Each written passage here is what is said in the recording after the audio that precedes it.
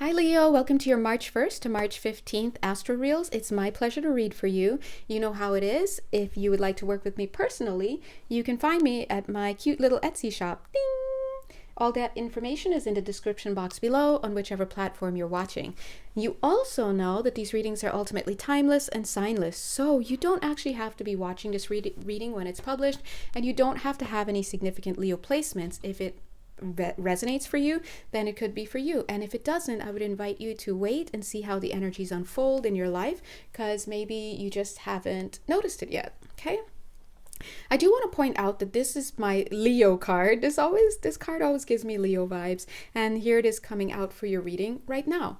I also want to let you know that I felt a little bit of shy energy in your field. See how this card like tucked itself under there? I haven't checked what the cards are as yet, but it tucked itself under there. I'm also getting a little bit of a coquettish. I hope I'm using coquettish. Right, like it's a little bit of a coy kind of what is this word? Not demure, but kind of, anyway, I'm getting that kind of energy here. So a little shy, playful, flirting, modest, demure kind of thing going on. Leo, what's going on? Are you playing us? What's going on? Let's see what's happening. I also heard London Bridge is falling down. I also heard the Pied Piper earlier. That's the first thing I heard, actually. I heard the Pied Piper. This kind of reminds me of the Pisces reading. Pisces, this time, Spirit came through to talk to them about their guilt. Now, I know that they weren't just talking to Pisces. They had to be talking to a lot of us, right? But energetically speaking, there's a lot of guilt that's being processed right now for quite a few people. Now, let's also take note that we have past life activation here as your first card. 2 minutes, 2 seconds. As I'm speaking, now I'm seeing this DNA kind of energy flowing here. And it's giving me epigenetic vibes, to be honest. As I'm looking at this energy here, I really get this strong feeling that some of you, not all of you, but some of you are going through some elective, it's elective, something you elected to do on another level, obviously, because you're like, what are you talking about, Jay? But you've elected to do some DNA sweeping. And the reason why your spirit has chosen to do that is because you have chosen to, for lack of a better word, lack of a better phrase, walk with God. But an even better vibrationally matching phrase is walk of God. Interesting. Walk of God, not meaning the walk that God does. It means the walk that you do when you're in alignment with God. Now, remember, I'm receiving the energetic frequencies, and I'm doing my best to find the words in English that match that vibrational frequency. But of course, as the Tao reminds us, the Tao that can be expressed is not the real Tao. So the fact that I can even put words to it, I'm already distorting it, right? So when I say walk of God, and I did my best to define it for you, you're going to hear 3 minutes, 33 seconds, whatever you want to hear. Now, some of you are going to be like, yeah, this is what I've always wanted. Some of you are going to be like, who's God? And some are going to be like, I hate God. Or some of you are going to be like, oh, here we go. Right? What is your reaction to that? Because here we are, programming. Okay, because those are just words, they're semantics. Programming. So if you have programming, they're like, this is the first step of your process here. If you have programming, you're going to, and it's in the negative, you're going to struggle. You're going to struggle here. Okay, just letting you know. I feel this is a nice little split. When people say, well, I'd rather not be mean to my kids, but I'd rather be rough with my kids and tough with them and blah, blah, blah, so they can know what to expect when they get out in the real world. I just don't buy that. I think that it's better it makes more sense from an energetic standpoint to not do that. Karma. But also because when you are growing with your children, whatnot, you are literally creating the impressions to which they're going to, 4 minutes, 44 seconds, to which they're going to revert when looking to assess their outside world. So is this a safe person to be with? I don't know. Let me go and see what safe meant in my household. And if you're out here, creating literally an unsafe environment, emotionally, spiritually, physically, whatever, all in the name of this is good for you. I'm doing this because I love you. You may love them, but you could be misguided, and you're now lowering their frequency, their energetic frequency. You're literally introducing fear into their mindset. And that's a very, very toxic thing. Now, I'm just saying that. I know some of you are going to be like, what? No. And listen, I'm just out here trying to give these messages. Okay. But the reason why I'm saying that, and now they're saying, is because here we are, lifetimes later, talking to you about your DNA and your programming and the stuff that's in there. Now, do you want to be someone who continues that legacy for your children onwards in the name of tough love, preparing them for the world? When you prepare people with love and in love, then their model and what is familiar to them and what their energy field vibes with and what their energy field gravitates towards and pulls in is, wait for it, love. And anything not vibing with that is going to feel off to them. But when you train them in these lower energies, in sacrifice, in blaming, in stiff upper lip, and go outside if you want to cry, all of that, you're just lowering their energetic field, and you're making them literally susceptible to the non-physical beings and to people out here who are vibing in that way, that are just going to see them. They're going to gravitate towards them. So Spirit is just saying that this is kind of the cycle of life. And it really, I don't know, who are these messages for? I mean, who are you? Love you. But this is, and of course, this doesn't, you don't have to have kids for this message to be to you, right? Because this also goes to the way that you treat people and the energy that you put out into the world.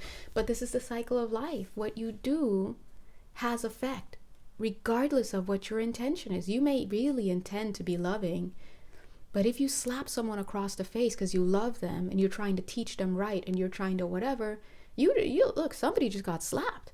We gotta face some realities. Somebody just had stinging pain. Their body just went into some type of fight or flight or freeze because of what you just did. And now they're going to live with that memory of their slap, not coming from an enemy, but from someone that they're supposed to be, quote unquote, wait for it, loved by. So if this message is for you, as it's for all of us, TBH, this is an invitation for you to start considering what love is. What does it mean to love? Spirit is asking you to go through your past. So some of you may seek past life recall. Some of you may do journaling. Some of you may, some of you may be just sitting on a park bench and something pops into your mind. You may have a conversation with a friend. You guys are both talking about the way you were reared as children, or you're talking about an activity you had together, or a situation you both shared as with an ex, whatever it is. And you're going to be revisiting some of these energies. And I'll tell you what, some of these things that you're going to be revisiting are not even things that you've done in this lifetime. It could be about somebody you see on the news and you're like, they need to be in jail, without realizing that you also committed the same thing in another lifetime. So this is why we say be careful. We don't throw stones, period. Because you never know. Stone may never make it out of your glass house. You're like thinking the sky is looking blue, and then you realize, oh my God, that's not the sky. There is a glass between me and the sky. So just be mindful, because this is a strong card to start with. And look at how Spirit is coming through. And the reason they're saying I want to go for the next cards, but the reason why Spirit is saying they're driving this home, and yes, it's a bit of tough love, but like they said, we're out here in this month, March, and we're out here this year, 2023, fixing the third eye, fixing your perspective.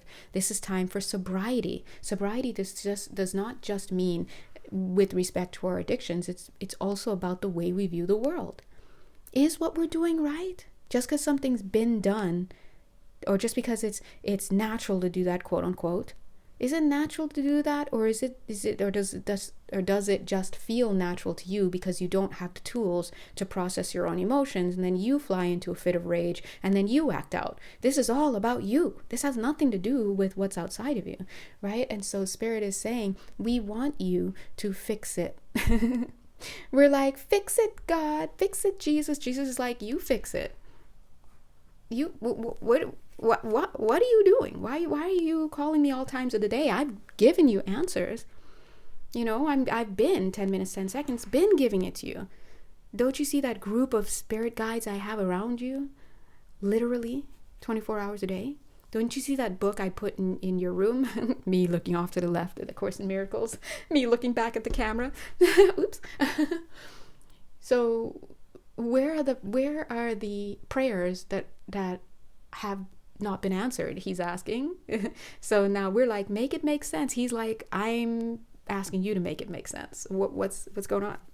And that's because it's time to start looking at what you're doing, what you're being, right? And again, the reason why this is so important is because if you're watching this channel, then chances are that you fall under the category of what some people may call starseeds or light workers or people with sacred service. I hesitate to use those words so sometimes, but I am channeling, and sometimes those are the words that come through and just whatever. But it does mean 11 minutes, 11 seconds that there is some sacred service agreement. And the guides have said that if you have this kind of agreement, then you have three times, 11 minutes, 22 seconds, the responsibility of someone who does not have this agreement. Why? Because you know better. You may have forgotten, but you know better. If you're helping others with ascension, that means you've ascended and you've done your ascension many times in other planetary systems and other places, and now here you are working here 11 minutes 44 seconds to assist others. And so the idea is, even though you may think you're having the same experience, you've done this before, so it's like you should know better, and you do know better. You have to 11 minutes 55 seconds get out of these mind games that you're in. And these mind games are literally the things you came to help liberate people from. So wake up. Soul child, I love that. That's all about receiving. So Spirit has been talking recently. There it is. See, I know I'm not crazy. Spirit is talking recently about a new round of initiations. Look at this receiving card. Something you're meant to receive. And look, there's the receiving again. Look at the receiving. This is my now what card. Because the spirit, her higher self, bloop, gives her something. And she's like, now what? Right? Spiritual service. So if you are watching this and you feel that this is resonating for you, then Spirit is kind of giving us this heads up, because they want us to continue to qualify. They want us to maintain our focus and our dedication and our ability. They're saying, here it is, the ability to align with the frequencies that are required for this job. And this doesn't mean like, oh, but Jay, I'm battling alcoholism and this and that. Does this mean I can't be worked by Spirit? That's not the case at all. Okay, Spirit uses you wherever, 13 minutes, 13 seconds. The question is, what have you decided to do? You meaning this is now the realm of a personal reading. Right now we're in a general reading. What you have spoken to God about in your spirit team and that you wanted to accomplish is going to be different from other people. For some of you, you are in these harsh environments and you are designed to go in there, transmute your stuff, heal yourself, and then come out and be able to administer, right? And that's just some of your contracts. Some others are working in different fields. Some may never even watch YouTube videos. Some may never even hear this light work or whatever. They're just getting their job done. It's just, the whole point here is that if this is for you, Spirit's saying we want you to reevaluate some of the ways that you are treating others and what you're passing down to future generations. Doesn't have to be your own kids. If you don't have to have kids for this message to be for you. Right? So just think about that, because you're programming the field when you act certain ways. All right. So I'm going to go ahead and leave it here just so this fits properly onto Instagram. But if you'd like to work with me more personally, God bless your buttons and your buttonholes, wherever all these are. And you know where to find me, okay? All right. Keep up the good work. Bye.